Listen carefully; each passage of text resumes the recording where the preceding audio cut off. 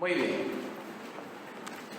Pues habíamos visto los versículos 1 al 7, y en los versículos 1 al 7 vimos que los libres también tienen que servir. Veíamos que Filemón, Pablo llama a Filemón colaborador, o sea que trabajaban juntos, aunque Filemón no era ni pastor, ni maestro, ni apóstol, ni nada de esas cosas, pero él servía y eran colaboradores, ¿verdad? Nosotros podemos hacer lo mismo, independientemente de que nos toque hacer, ¿verdad? Y también habíamos visto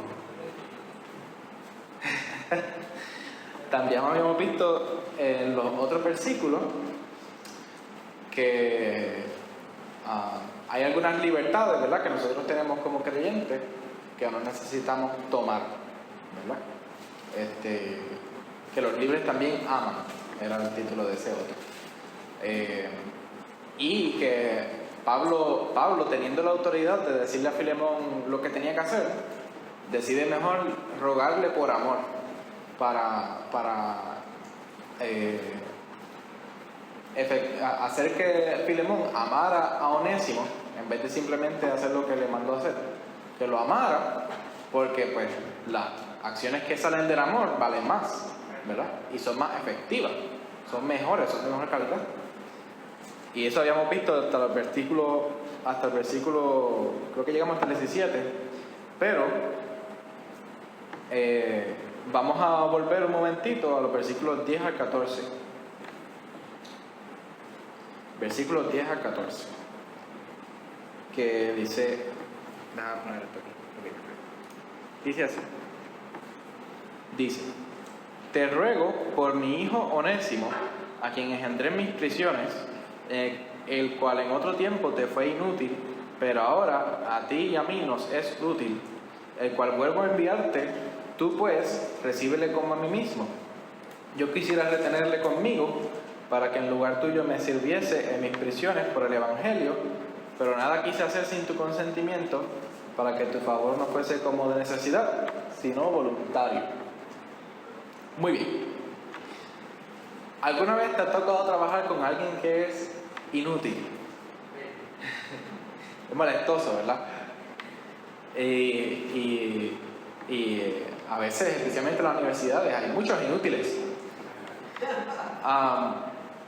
Y el asunto es que es desagradable, ¿verdad? Es desagradable bregar con unas personas que no hacen nada, ¿verdad?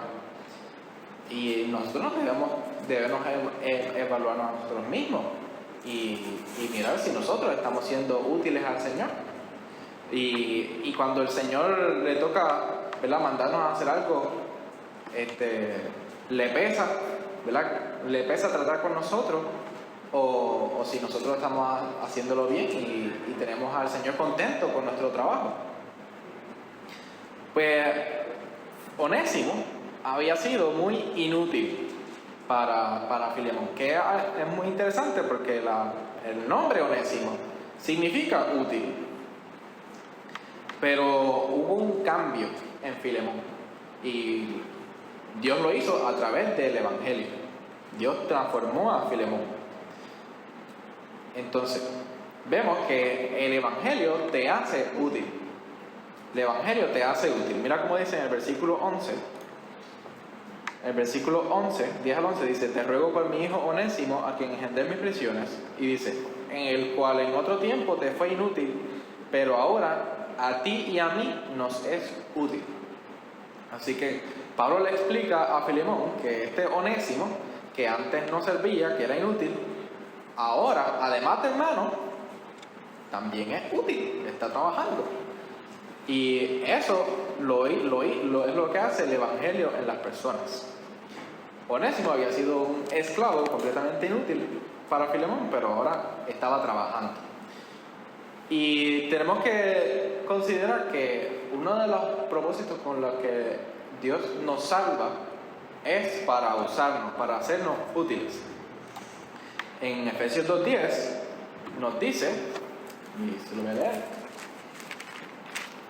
dice: porque somos hechura suya, creados en Cristo Jesús para buenas obras, las cuales Dios preparó de antemano para que anduviésemos en ellas.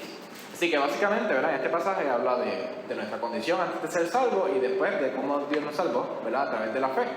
Y dice que fuimos hechos nuevos y tiene una palabra clave, dice para. Es una palabra clave, porque nos dice el propósito. Dice para buenas obras. Dice que Dios las preparó de antemano para que anduviésemos en ellas. O sea que Dios tenía un plan, no solamente con nuestra salvación, no solamente de llevarnos al cielo con Él, sino que le sirviésemos y fuésemos instrumentos de Él aquí, en la tierra. Entonces nos preguntamos, ¿qué hace a alguien inútil? ¿Qué hace a alguien inútil? Pues vamos un momentito a 2 de Timoteo, capítulo 2. 2 de Timoteo, capítulo 2. Bien, perfecto. 2 de Timoteo, capítulo 2, versículos 20 al 21. Dice así, pero en una casa grande no solamente hay utensilios de oro y de plata, perdóname, vamos a leer desde el 19. Dice, pero el fundamento de Dios está firme, teniendo este sello. Conoce el Señor a los que son suyos y apártese de iniquidad todo aquel que invoca el nombre de Cristo. Okay. Pero en casa grande no solamente hay utensilios de oro y de plata, sino también de madera y de barro, y unos son para usos honrosos y otros para usos viles. Y mira el 21, dice, así que si alguno se limpia de estas cosas, será instrumento para honra, santificado, útil al Señor y dispuesto para toda buena obra. Ahora, mirando el versículo 21, si hacemos lo opuesto que dice, ¿verdad? Dice si alguno se limpia, ¿verdad? Es un condicional. Hay una condición aquí envuelta. Y está diciendo, si alguno se limpia, o sea que, vamos a decir lo opuesto. Si no te limpias, ¿verdad? Si no te limpias de estas cosas, pues no puede ser instrumento para honra, ni va a ser un instrumento santificado, ni útil al Señor, ni está dispuesto para toda buena obra, ¿verdad? Así que hay una cosa de las que nos tenemos que limpiar. ¿Cuáles son? Pues básicamente en el contexto del pasaje habla de las contiendas y las profanas y vanas palabrerías. Así que hay cosas que hacen a un creyente vaso de deshonra y limpiarse de estas cosas te hace un vaso útil. El no creyente y el creyente que no está consagrado, los dos, ninguno de los dos puede hacer estas buenas obras que Dios quiere que hagamos. Así que necesitamos, ¿verdad?, limpiarnos de básicamente la división, ¿verdad?, la contienda, y esas cosas son causadas por el pecado en nosotros. Así que Dios quiere que nos limpiemos para que seamos útiles, para que estemos consagrados, santificados. No tiene que ver con la suciedad solamente, sino estar separado para un uso, ¿verdad? Eso es lo que se refiere santificado en ese texto.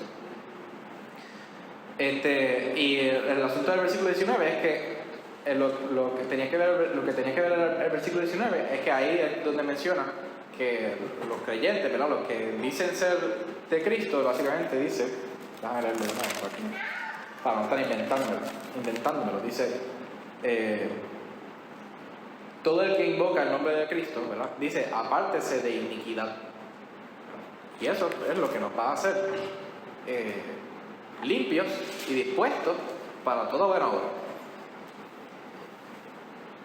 También vamos un momentito a Tito, capítulo 2. Ok, no lo tengo. Tito capítulo 2, que no lo tengo aquí, versículos 11 al 14. Dice, es importante, dice, porque la gracia de Dios se ha manifestado para salvación a todos los hombres, enseñándonos que renunciando a la impiedad y a los deseos mundanos, vivamos en este siglo sobria, justa y piadosamente, aguardando la esperanza bienaventurada y de manifestación gloriosa de nuestro gran Dios y Salvador Jesucristo, quien se dio a sí mismo por nosotros para redimirnos de toda iniquidad y purificar para sí un pueblo propio, celoso de buenas obras. Así que, básicamente, en el versículo 11, vemos, ¿verdad?, que Dios quiere salvarnos, ¿verdad?, quiere la salvación de todos los hombres. Y, básicamente, en el mismo mensaje donde Dios nos enseña acerca de la salvación, que dice, porque la gracia de Dios se ha manifestado, ¿verdad? La manifestación de Dios para salvación, y nos enseña, dice, enseñándonos qué, ¿verdad? Entonces, ¿qué es lo que nos enseña? Primero, quiere que renunciemos a lo que nos hace inútiles, dice, a la impiedad y a los deseos mundanos. Y entonces quiere que vivamos útilmente. Y eso implica varias cosas. Dice, vivamos en este siglo sobria, justa y piadosamente. Eso tiene que ver, ¿verdad?, con nuestras acciones. Y también en el 13 habla un poco de nuestra forma de pensar. Dice, aguardando la esperanza bienaventurada y la manifestación gloriosa de nuestro Dios, gran Dios y Salvador Jesucristo. Así que hay algunas cosas que van a habitar en nuestra mente, que van a afectar cómo nosotros actuamos y hacernos útiles, ¿verdad? Y el versículo 14 nos dice básicamente lo que al Señor le costó nuestra salvación, y otra vez dice uno de los propósitos para el cual Él lo hizo. Dice, quien se dio a sí mismo por nosotros, perdón, dice, para redimirnos de toda iniquidad, ¿verdad? Para limpiarnos, dice, y purificar para sí un pueblo propio, celoso de buenas obras. Así que el Señor nos quiere, ¿verdad?, para limpiarnos, para que habitemos en su presencia y para usarnos. Así que nosotros tenemos que ocuparnos de ser útiles para el Señor. Y damos muchas gracias a Dios por los hermanos en la iglesia que son muy útiles, que están haciendo lo que el Señor quiere que hagan, ¿verdad?, con lo que el Señor le ha dado. Entonces vamos a ir un momentito también a Romanos capítulo 6, versículos 12 al 13. Romanos capítulo 6 habla acerca de se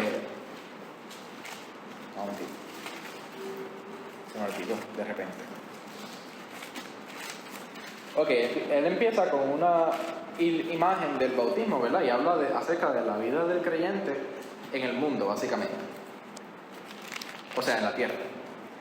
Y de la santificación, ¿verdad? Que nosotros debemos estar, básicamente,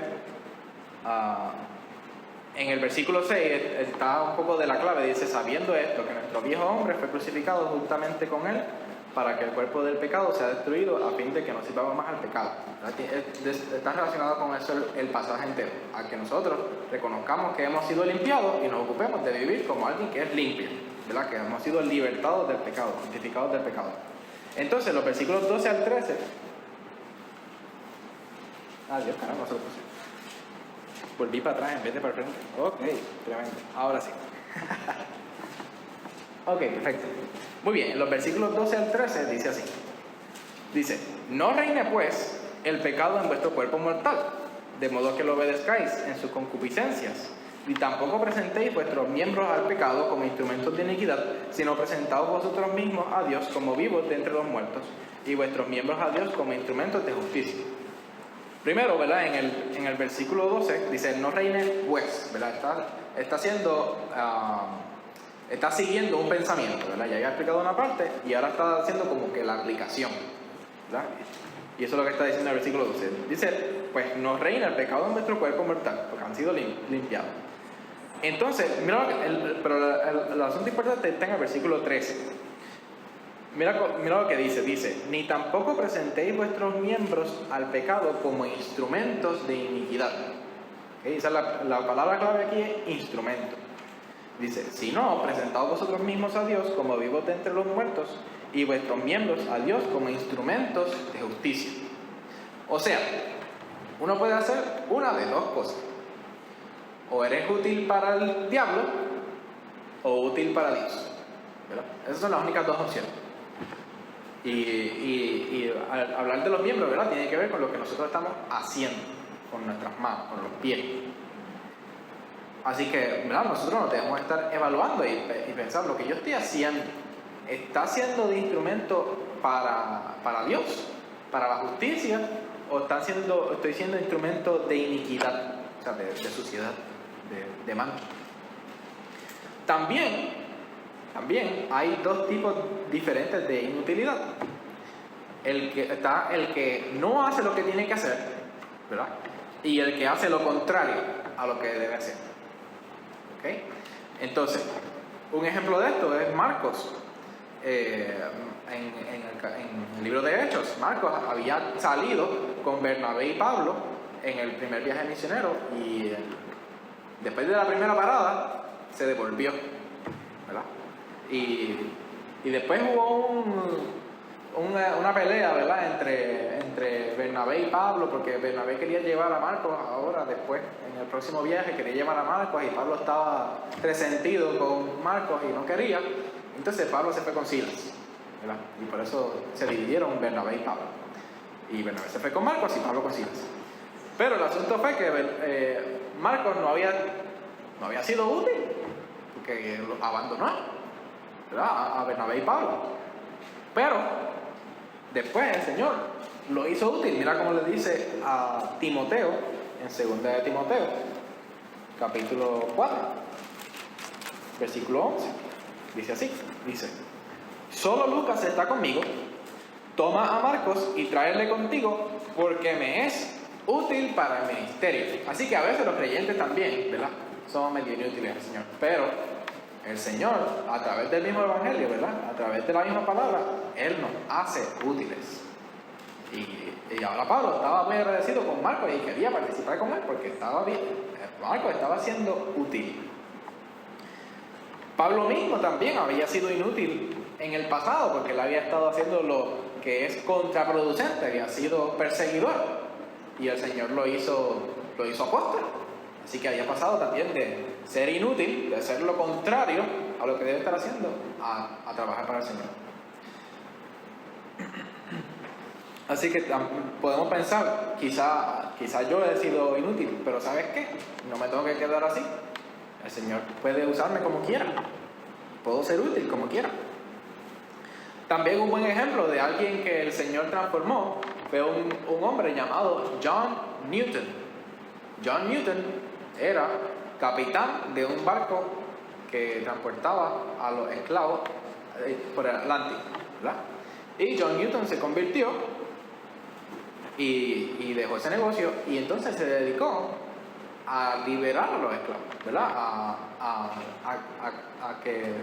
Se dedicó a que ya Inglaterra, era inglés, no hiciera negocio, ¿verdad? No hiciera ese negocio de transportar esclavos de África al Nuevo Mundo.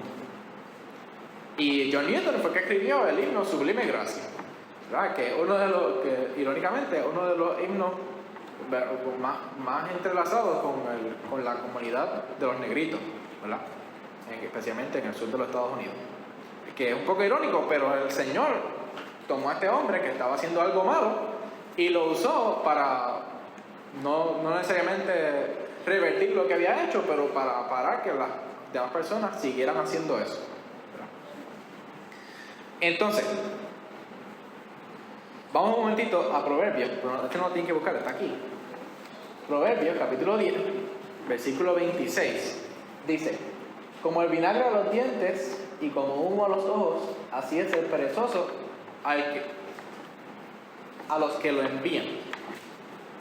Así que ese es el sentimiento, ¿verdad? De alguien que está bregando con alguien que es inútil. Me imagino a Filemón dándole instrucciones a Onésimo y Onésimo no se movía. Y no sé si alguna vez le ha dado humo en los ojos.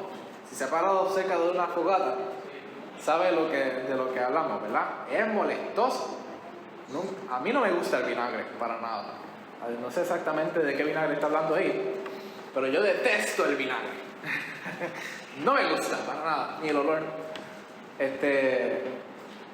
Entonces, ese es el sentimiento, ¿verdad? Como uno se siente cuando le toca tratar con alguien que no está siendo útil. Y nosotros debemos pensar cuando Dios nos manda a hacer algo, así se sentirá Dios cuando nos manda a hacer algo, o está contento, ¿verdad? También no solamente en nuestra relación con Dios, pero como hijos, estamos siendo hijos útiles. Nuestros padres se sienten así cuando nos dan instrucciones, o como cónyuge también. Cuando mi cónyuge necesita algo y me pide un favor, ¿Se siente así? ¿O está contento porque soy un cónyuge útil? ¿Verdad? La señal de un inútil es que trae frustración, ¿verdad?, al que tiene necesidad.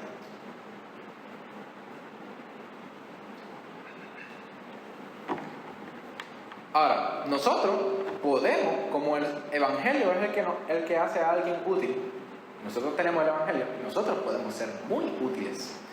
Incluso, no vamos a ver el pasaje, pero en Hechos 7, en Hechos 6 y 7 vemos la historia de Esteban. Y Esteban fue uno de los primeros diáconos, pero Esteban fue el primer mártir de la iglesia.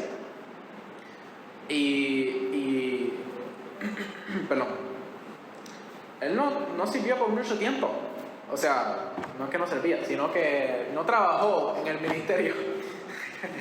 No trabajó en el ministerio por mucho tiempo. No es que por su trabajo tuvo un impacto grandísimo, ¿verdad?, en la iglesia, sino fue que él, como fue útil al Señor, y en su testimonio de su muerte, eso es lo que el Señor usó. Y está escrito en la Biblia. Entonces, Esteban, técnicamente, es un muerto que todavía trabaja para el Señor, porque dejó un testimonio de alguien ser útil ¿verdad?, y de celo por el Señor, que al punto que fue el primer mártir. Y no solamente eso, al él ser martirizado, Dios usó eso para comenzar la persecución, que parece algo malo, ¿verdad?, pero la persecución fue lo que regó el Evangelio por el mundo. Así que le podemos dar gracias a Esteban por ser mártir, porque gracias a él empezó la persecución, y la persecución fue lo que distribuyó el Evangelio y llegó hasta nosotros hoy. Entonces, nosotros también podemos llegar, ¿verdad?, a ser un muerto que trabaje para el Señor, cuando somos utilizados por el Señor. Pero para eso necesitas ser útil cuando estás vivo, ¿verdad?, en el presente. Así que si ya eres salvo, pues sé útil, donde sea que estés. Si miramos el ejemplo de Onésimo, mira cómo dice otra vez el versículo 11, dice en Filemón, versículo 11 dice: el cual en otro tiempo te fue inútil, ¿verdad?, pero ahora a ti y a mí nos es útil. O sea que Onésimo no esperó a llegar a donde Filemón para entonces ponerse a trabajar, ¿verdad? Él no esperó a que lo devolvieran a Colosas para entonces ponerse a trabajar. No, en donde él estaba, allí él empezó a servir, en donde estaba, ¿verdad?, en el momento. Paró de ser inútil, ¿verdad?, en el momento en que se convirtió, y no importó en realidad en dónde él estaba. Así que no tienes que esperar a ser un profesional en cierta cosa o con un conocimiento especial, sino con lo que el Señor te ha dado. Con eso tú puedes ya ser siervo y serle útil al Señor. Muy bien. Ahora, tampoco Pablo fue un abusador. Y esto está un poco relacionado, ¿verdad?, con el tema que habíamos visto ya, con ¿verdad?, a veces no conviene, ¿verdad?, aprovechar algunas de las libertades que el Señor nos ha dado, ¿verdad? A veces no conviene, pero tampoco Pablo abusó de su autoridad. Y esto es algo importante porque normalmente, ¿verdad?, nosotros en alguna forma u otra tenemos algún tipo de autoridad sobre alguien de la que podríamos abusar. Por ejemplo, los padres, ¿verdad? Incluso los cónyuges también pueden abusar de su relación. Entonces, Pablo, que lo habíamos mencionado ya, ¿verdad?, él prefirió, en vez de mandar, prefirió rogar. Y eso es interesante porque la palabra ruego aparece 212 veces en la Biblia.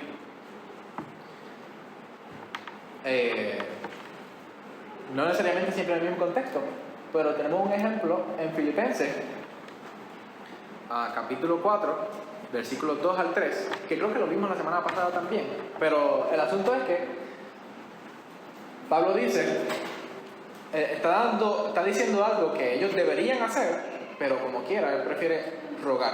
Y no solamente es Pablo, el asunto es que no solamente es Pablo el que lo hace, sino que el Señor lo hace también. Dice, ruego a Evodia y a Síntique que sean de un mismo sentir en el Señor. Y Dios empieza a decirle al pastor de la iglesia, dice, asimismo te ruego también a ti, compañero fiel, ¿verdad? Y le da la instrucción, pero el asunto del pasaje, ¿verdad?, es que él está rogando en vez de mandando. Se fue. Ok, muy bien. A veces, ¿verdad?, aunque tengamos la autoridad de mandar algo que es necesario, es mejor suplicar, ¿verdad? Es mejor rogar. Yo no estoy casado todavía, ¿verdad? Pero yo sé que un esposo que le dice a su esposa, mira, tengo hambre, cocíname ya, por favor, ¿verdad? No es lo mismo que se dice, mi amor, tú me puedes servir, que tengo mucha hambre y estaba trabajando, ¿verdad? Es mejor. Hizo lo mismo, ¿verdad? La esposa pues le sirvió comida, pero es mejor. Entonces, a veces el Señor, como mencionaba también la semana pasada, no solamente quiere que hagamos lo bueno, sino que quiere que hagamos lo mejor. Y a veces lo mejor no implica necesariamente cambiar lo que hacemos, sino también cambiar cómo lo hacemos, ¿verdad? No es lo mismo dar una instrucción así todo raspado que rogar, ¿verdad? Mover a la persona a que lo haga voluntariamente, que es lo que le dice Pablo a Filemón, dice en el versículo 14, pero nada quise hacer sin tu consentimiento, para que tu favor no fuese como de necesidad, sino voluntario, ¿verdad? Él quiere que sea voluntario, porque así es mejor. Así que Dios nos salvó, ¿verdad?, y nos limpió, pero Él lo hizo con un propósito. Él te salvó para sí, como decía el versículo, ¿verdad?, para hacer para sí un pueblo propio. Dice, y lo hizo para que tú le sirvas a Él. Ahora, no somos perfectos, es cierto, pero eso no es excusa, ¿verdad? Imagínate un rookie, ¿verdad?, en el trabajo, un novato. Como no sabe hacerlo bien, pues no hace nada. No, pero toca aprender, ¿verdad?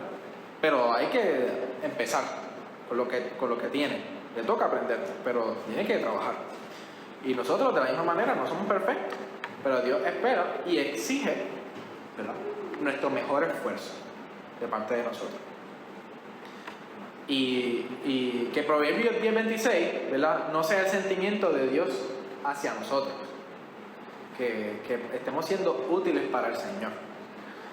Y eso implica, ¿verdad?, que hay que limpiarse de lo que nos hace inútiles, pero eso lo podemos hacer porque ya hemos sido salvos por el Evangelio. Tenemos el Evangelio, que es lo que nos hace útiles. Así que podemos ser útiles. Nos toca hacer nuestra parte. Y tampoco, ¿verdad?, debemos ser abusadores, ¿verdad?, con los que están con nuestros subalternos, por decirlo así, ¿verdad? Algunas personas que estén bajo nuestra autoridad. Pero no debemos ser abusadores. Debemos mejor dejar que alguien abuse de ti, ¿verdad? Y dar la oportunidad para mostrar amor y perdón, ¿verdad?, mostrar al Señor en nuestra vida. Pero dar la oportunidad a que otros actúen por amor, ¿verdad?, y no solamente por obligación. Muy bien, así que hasta ahí lo dejamos, al versículo 14, y en la próxima sección vemos los versículos 15 hasta más o menos como hasta el 21.